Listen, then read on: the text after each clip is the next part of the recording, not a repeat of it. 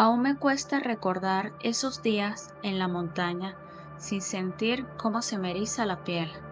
Fue en mayo del 2019 cuando Amanda Eger desapareció en el denso bosque de Makawao en Hawái.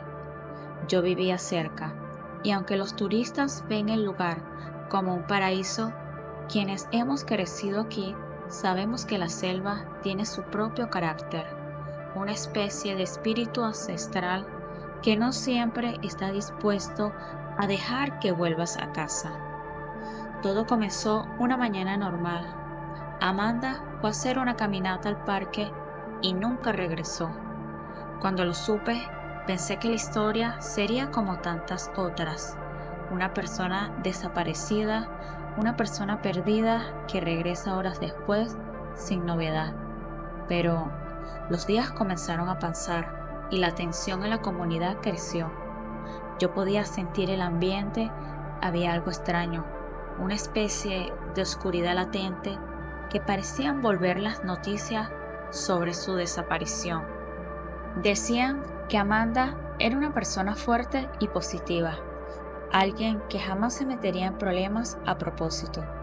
Aún así, ella seguía desaparecida. Cada vez que se organizaban expediciones de búsqueda, me unía con otros voluntarios. Recorríamos el bosque gritando su nombre, tratando de aferrarnos a la esperanza de encontrarla.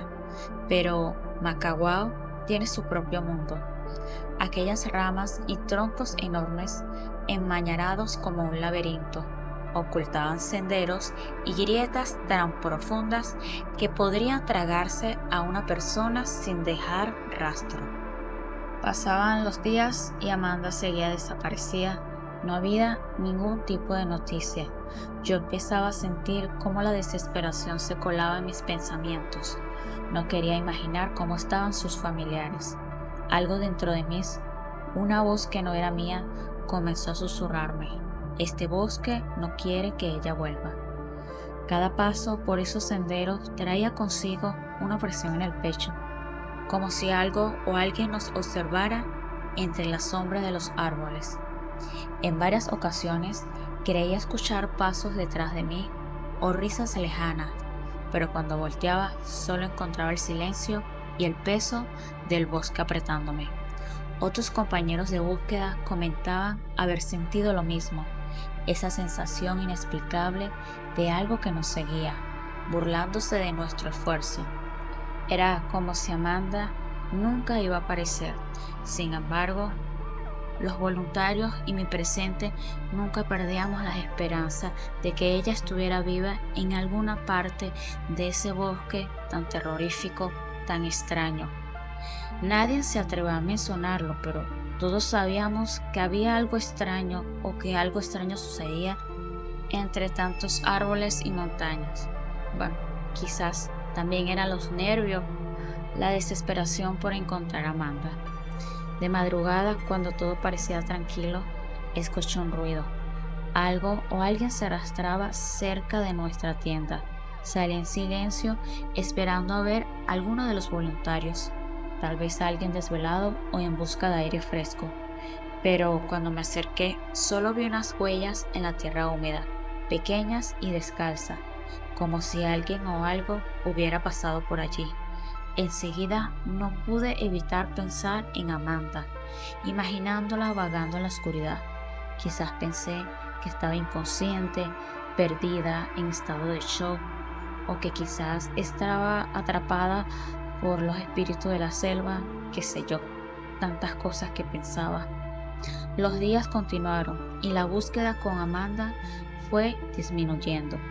Alguien dijo que quizás ya era hora de aceptar que Amanda estaba desaparecida para siempre, que ella no volvería. Las autoridades empezaron a recoger sus cosas y la mayoría de los voluntarios ya no regresaban. Solo quedábamos unos pocos, aquellos a quienes el bosque aún llamaba, y por supuesto estaba yo. Había algo extraño en el aire, como si siguieran burlándose de nosotros, como si sus raíces y piedras supieran un secreto que nunca compartirían. Entonces ocurrió lo inesperado. Después de 17 días, cuando casi todos habían perdido las esperanzas de encontrar viva a Amanda, allí apareció. Y viva, nos dijeron que fue rescatada por un helicóptero que la vio en medio del bosque. Su cuerpo obviamente estaba muy débil, su piel quemada por el sol y llena de rasguños y picaduras, pero Amanda estaba viva. Yo no pude entender cómo ella había sobrevivido tanto. ¿Habría sido la fuerza de voluntad de Amanda? ¿O quizás algo más oscuro la había mantenido cautivada y decidió finalmente liberarla? No lo sé, tantas cosas que se me vienen a la mente. Amanda no recordaba bien lo que había pasado. Aseguró que había sentido algo, una presencia, una guía que la llevó a tomar caminos y desviaciones que ni ella misma entendía.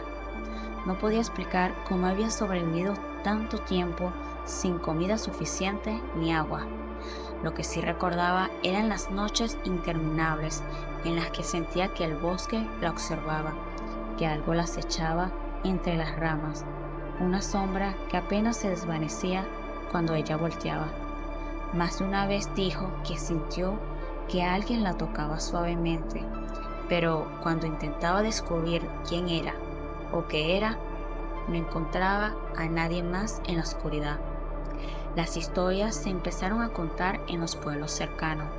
La gente decía que Amanda había visto al espíritu del bosque, un espíritu que se llevaba a aquellos que se internaban demasiado y los hacía desaparecer. Decían que fue mucha suerte, que fue un milagro, pero yo, como muchos otros, sabíamos la verdad. No era suerte. Amanda había sido marcada. Había algo en su mirada que no era de este mundo, algo que había quedado atrapado en sus ojos después de esos 17 días de pesadilla.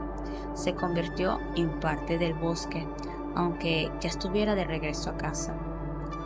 Hasta el día de hoy no vuelvo a entrar al bosque de Macaguao, ni loca, después de todos esos horribles días que estuvo Amanda desaparecida. Ni Dios lo quiera me llega a pasar a mí.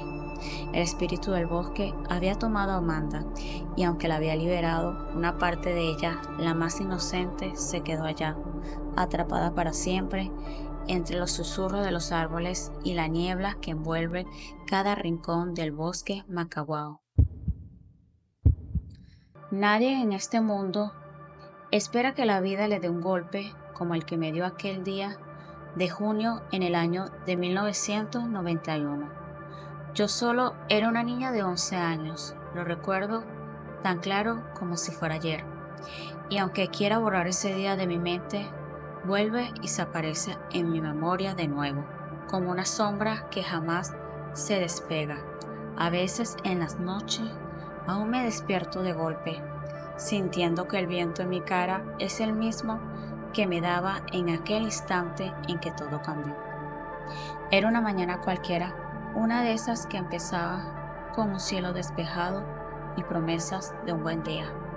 Yo iba camino a la parada del autobús para ir a la escuela como siempre, y aunque iba sola, no tenía miedo.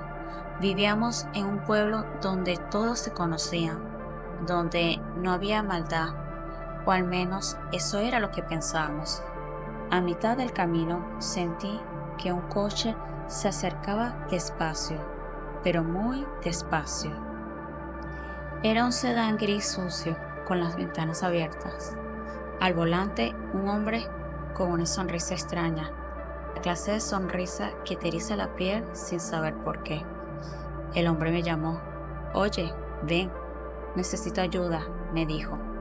No recuerdo ni siquiera haber pensado en correr. En esos tiempos uno todavía creía en la bondad de la gente. Así que me acerqué apenas unos pasos, y fue en ese momento cuando apareció una mujer al lado de él. No pude ni siquiera reaccionar. Ellos fueron más rápido que yo, como si ya tuvieran cada movimiento calculado. La mujer me agarró del brazo y me jaló hacia el coche. Sentí como mi corazón palpitaba con fuerza, y antes de poder gritar, ya estaba adentro del carro. El viaje fue eterno, no sé cuántas horas pasaron. Lloré, supliqué, pero no hubo respuesta. Solo escuchaba el motor y el viento golpeando las ventanas. Me llevaron a una casa vieja, una casa en un lugar escondido donde las sombras parecían tomar formas que me aterraban aún más. Allí, el mundo que conocía desapareció, y un nuevo mundo, un oscuro y retorcido, me envolvió sin piedad. Fue el inicio de años donde cada día era una lucha para sobrevivir, para recordar quién era, incluso cuando me intentaban borrar como si nunca hubiera existido. Me encerraron en una cabaña al fondo de un patio descuidado. Cada rincón de aquel lugar estaba cubierto de polvo y de humedad. Cada vez que intentaba mirar por la ventana, solo veía un patio vacío sin vida, que se extendía como un mar gris de tierra y escombros. Pasé años viendo esa misma escena como un castigo interminable que me hacía sentir como si ya estuviera muerta.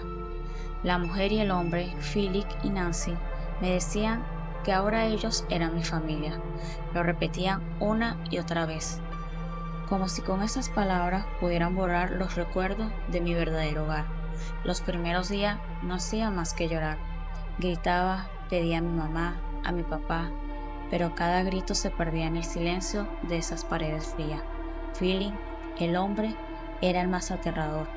Cada vez que entraba a esa cabaña, una ola de miedo me invadía, porque nunca sabía lo que haría, qué oscuridades traía con él. Me quitaron hasta mi nombre. Me decían Alisa, como si al cambiarme el nombre me arrebatara lo poco que quedaba de mí misma. Fue él, Philip, quien insistió en ese nombre. Decía que Jaycee ya no existía, que ahora era alguien nuevo, alguien suyo. Y durante años empecé a creerles, a aceptar que tal vez ya no tenía derecho a ser quien era. Era un juego perverso de palabras y manipulaciones, uno que lentamente me arrancaba mi identidad. Pero, aunque me quisieron hacer olvidar, yo no dejé que se borraran todas las caras ni las voces. En las noches me aferraba a los recuerdos de mi mamá, de mi hermana, de mi vida antes de esa pesadilla. Los repetía en mi mente, una y otra vez, como si fueran un hechizo que podía mantenerme a salvo en ese rincón oscuro. Fue lo único que me mantuvo viva, mi ancla. Los años pasaron y con ellos la esperanza de ser rescatada se desvanecía cada vez más. Llegó el momento en que empecé a ver su rostro con una mezcla de resignación y odio. Sabía que me habían robado mi infancia, mis sueños y que quizás nunca volvería a ser libre. El miedo dejó de ser mi único compañero. También llegó la rabia, una rabia fría y silenciosa que crecía con cada amanecer. Un día, Philip comenzó a comportarse de una manera extraña, hablando sobre Dios, sobre cómo tenía una misión especial y de alguna manera yo formaba parte de ella. Su mente estaba rota, llena de retorcidos delirios que me dejaban con un nudo en el estómago. Pero fue en ese mismo desequilibrio el que finalmente me daría la salida que tanto había soñado. Un día, después de 18 años, me llevó con él a hacer un trámite en una universidad. Allí, alguien notó algo extraño, algo que no encajaba en esa situación. No sé cómo, pero una mujer miró más allá de mi silencio y mi mirada baja. Ella vio lo que durante tantos años nadie había visto o nadie había querido ver. Fui rescatada justo ese día. Después de tanto tiempo, pude sentir el sol en mi cara, el aire libre en mi piel. Pero aunque estaba físicamente libre, ya no estaba desaparecida, había partes de mí que jamás volverían a ser la misma. Jaycee estaba destrozada, una sombra de lo que había sido. Volver a la vida no fue fácil. Cada rincón de mi mente estaba plagado de recuerdos oscuros de esa cabaña, de esa mujer y ese hombre que habían arrancado mi niñez de un solo golpe. Ahora, cada día que despierto, Lo hago agradecida por ver la luz del sol, por escuchar la risa de los niños en la calle, por saber que nadie me dirá Lisa nunca más. Pero la pesadilla, esa sombra que sigue en los rincones de mi mente, me recuerda que lo que viví no puede ser borrado. Mira, yo recuerdo muy claro cuando lo de Natasha Ryan salió en las noticias. Esa chica de apenas 14 años desapareció en 1998, como si la tierra se la hubiera tragado allá en Queensland, un estado de Australia. Todo el mundo estaba hablando. ¿Cómo podía ser posible una nena tan joven que un día se va y no vuelve? Eso fue un escándalo, una pesadilla para sus padres. Encima, un tipo en la ciudad confesó haber matado a varias chicas, así que no pasó mucho tiempo hasta que la policía asumió que Natasha era una más de sus víctimas. Por años, los vecinos no hablaban de otra cosa. Cada vez que mencionaban a Natasha, sentías el aire espeso, el aire intenso, como si el nombre de ella trajera consigo una carga oscura. La gente repetía que el mundo ya no era como antes, que las calles ya no eran seguras. Pero, ¿qué sabíamos nosotros? Nadie imaginaba el horror que iba a salir después de aquellos 5 largos años. Fue en el 2003, en pleno juicio de este hombre que ya había confesado varios asesinatos, cuando el tribunal estaba convencido de que Natasha era una de sus víctimas, aparece un susurro entre los pasillos del juzgado. Los oficiales intercambiaban miradas desconcertados, cuchucheaban algo que no tenía sentido. ¿Cómo que Natasha estaba viva? ¿Cómo que la habían encontrado en la casa de un hombre a pocas calles de donde sus padres habían llorado su pérdida todos estos años? Nunca olvidaré cómo los medios soltaron la noticia como si fuera un cuento macabro. 5 años habían pasado, 5 años en los que la habían dado por muerta. No la entendía, nadie lo entendía, pero ahí estaba la verdad, tan extraña que dolía. Según contaron, Natasha se había estado escondiendo en casa de Scott Black, su novio desde entonces, y no en cualquier lado, sino en un rincón oscuro, en un cuartucho que apenas tenía espacio para una cama y una lámpara rota. La policía encontró sus cosas tiradas, algunos diarios viejos, ropa sucia amontonada, como si hubiese estado sobreviviendo en su propio cautiverio. Cada tanto me acuerdo de una imagen que mostraron por la tele, una manta raída sobre una cama de madera en una habitación tan sombría que al verla me recorre un escalofrío. Parecía un escondite donde uno va para no ser encontrado, ni siquiera por la luz. Cuando Natasha finalmente salió, se le veía mucho más flaca, con el pelo caído, los ojos hundidos, como si la vida le hubiese dado una paliza. Contó que no había querido volver, que su familia no sabía de su paradero y que durante todo ese tiempo había vivido en completo aislamiento. Lo aterrador y lo que nadie podía entender era cómo una chica tan joven podía soportar algo así. 5 años, sin salir de aquellas 4 paredes, sin contacto con el exterior. Solo él, Scott, era quien iba y venía, el único vínculo que ella tenía con la vida que había dejado atrás.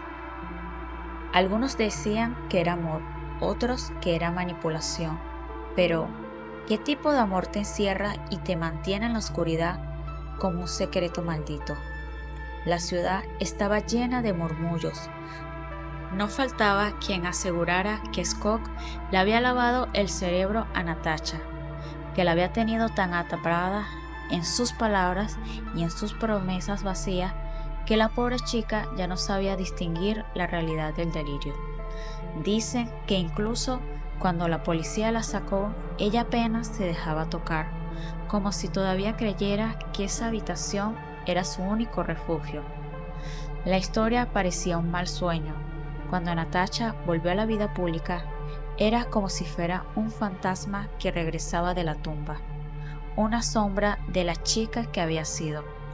Intentó explicar que en aquel encierro había encontrado de alguna forma retorcida un lugar seguro, pero esas palabras, dichas con sus labios temblorosos y sus ojos que no podían sostener la mirada, sonaban como el eco de un trauma que ni ella misma entendía. Los vecinos no sabían cómo mirarla después de eso. En el propio pueblo, donde siempre la habían llorado, no sabía si estar aliviados o estar asustados de verla de nuevo. Yo la vi de lejos una vez, saliendo de un coche, y aunque estaba rodeada de gente, tenía la expresión de quien seguía atrapado en la oscuridad, como si su sombra aún estuviera allá, en aquella casa maldita donde había pasado tanto tiempo perdida. La policía quiso hacer preguntas, claro, pero Natasha no soltó mucho. Dijo que fue su decisión quedarse, aunque las palabras salían lentas, como si se ahogaran en algo que no podía explicar. Y siempre volvía a la misma mirada, una mezcla de miedo y resignación, como si sus recuerdos fueran partes cerradas que nunca debían abrirse. Porque, ¿qué se lleva una persona en el alma después de vivir así, escondida, como un espectro de su propia vida? Hasta el día de hoy, en la ciudad, todos se siguen preguntando qué realmente fue lo que pasó, por qué se escondió todos estos años, por qué evitaba ir a su casa. Yo la verdad no entiendo, porque siento que no sé si es una tontería mía, pero quizás me quedo mirando demasiado tiempo a su cara y veo como el eco de una presencia que aún está allí, atrapado en esas paredes donde estuvo encerrada, esperando para contarnos una historia que tal vez sea mejor no escuchar. Lo que pasó con Brenda Hayes, mira, todavía nos trae muchos escalofríos a todos los del pueblo. Y cómo no, si esa señora tan normal y trabajadora de la nada desapareció, como si el viento mismo la hubiera arrancado de la faz de la tierra. Era una madre común, casada, con 2 hijos pequeños, pero de pronto, un buen día de febrero, salió de su casa en Pensilvania y nunca volvió. No dejó ni un rastro, ni una palabra, absolutamente nada. Yo recuerdo bien la noticia, nos llegó como un golpe seco. Su esposo Lee denunció la desaparición enseguida. Decía que Brenda había salido de la casa para hacer unos trámites, pero al rato no más se dio cuenta de que ella no volvía. Se dio cuenta de que su esposa estaba desaparecida. El hombre parecía estar en pedazos, hasta un poco perdido. Imagínense quedarse solo de repente con 2 niños y sin tener idea de dónde podía estar su mujer. De hecho, recuerdo cómo se sentía el aire en esos días. Era totalmente intenso, como si algo malo flotara en el ambiente. Algunos decían que quizás Brenda había sufrido un accidente, otros que la habían secuestrado, pero con el tiempo y el silencio, las sospechas se volvieron contra el propio Lee, su esposo. ¿Qué otra cosa podía pensar la gente si él no tenía ni rastro de ella? La policía hizo todo lo que pudo, buscaron en cada rincón, interrogaron a todos, hasta los vecinos más lejanos, pero nada. Brenda se había esfumado y dejó un vacío espantoso al pueblo durante años. Yo solía trabajar en la cafetería local y ahí todos los días alguien sacaba el tema, como si hablaban de ella, no sé, pensando que pudieran traerla de vuelta. pero al cabo de un tiempo se fue apagando la charla. Nadie quería admitirlo, pero Brenda estaba muerta para nosotros. Casi nadie ya la mencionaba. Las miradas se dirigieron hacia el señor Lee, quien soportó años de rumores y acusaciones, aunque nunca se probó nada en su contra. Y así pasaron los años. La vida siguió su curso. Los niños crecieron sin su madre y el recuerdo de Brenda se fue disolviendo. Hasta que una noche, una década después, el nombre de Brenda volvió a sonar. Fue en el año 2013 cuando se apareció de nuevo, pero no era la misma, o al menos eso decía la gente que la vio. No creo que fue una vuelta triunfal ni nada de eso. Brenda regresó a la vida en los huesos, con el cabello seco y enredado, como si hubiese atravesado un infierno sin fin. La encontraron en un parque en Florida, deambulando con los pies descalzos y las manos temblorosas, como si el frío de su ausencia aún la cubriera. La policía la detuvo porque andaba medio perdida y sin documentos. Cuando le preguntaron su nombre, con una voz casi irreconocible, ella dijo Brenda Hayes. La noticia fue un terremoto. Brenda Hayes, la mujer que habíamos enterrado en nuestras mentes, estaba viva y tan frágil que apenas se sostenía en pie. El pueblo no sabía si sentirse feliz o aterrado, porque Brenda no era ya la misma madre que había perdido hace años. La Brenda que regresó era otra, y eso es lo que más miedo nos daba. Cuando llegó la prensa, Brenda confesó su historia. Decía que aquel día, en el 2002, salió de su casa y simplemente decidió no volver. En el parque se topó con unos desconocidos que la convencieron de huir, de dejar todo atrás. Dijo que en su arranque de desesperación lo hizo, sin pensarlo, sin mirar atrás, abandonando a sus hijos y a su esposo como quien deja una sombra en la pared. Estuvo vagando por Florida, sobreviviendo de trabajos miserables, durmiendo en la calle, siempre con el mismo terror que alguien la reconociera y la trajera de vuelta al pasado. Pero aunque Brenda intentara explicarse, nadie pudo comprender lo que realmente le había pasado. Algunos creían que había perdido la cabeza, otros decían que quizás había sido víctima de algo oscuro, algo que la forzó a renunciar de su propia vida. Incluso los que fueron sus amigos decían que al verla no sentía que fuera realmente Brenda. Era como si hubiera regresado con otro espíritu dentro, uno extraño, enfermo de vida y de muerte al mismo tiempo. Para su familia, su regreso fue casi una maldición. Sus hijos ya no eran aquellos niños que había dejado atrás, y su esposo había rehecho su vida tratando de dejar atrás el dolor de aquellos años. Y cómo no, Brenda había dejado un hueco en sus vidas, ya que se había llenado de olvido y de otros rostros. Fue como si Brenda hubiera regresado de un mundo desconocido, uno que nadie quiere conocer. Después de su regreso, Brenda no pudo quedarse mucho tiempo en el pueblo. Algunos dicen que no soportó el peso de las miradas y que los recuerdos la atormentaban como un fantasma. Otros piensan que la culpa la seguía como una sombra que la forzaba a moverse, a buscar a un lugar donde sus pecados no la alcanzaran. La última vez que la vi fue un día que entró a la cafetería, apenas cruzamos mirada. Su mirada era muy vacía, un pozo oscuro que no dejaba ver el fondo. Estaba mucho más delgada que nunca, y cuando pidió un café, la voz le temblaba como si hablara desde lejos. Parecía un espectro, un alma perdida atrapada en su propio remordimiento. Después de eso, no la volvimos a ver. Algunos dicen que se fue lejos otra vez, que la vergüenza la devoró.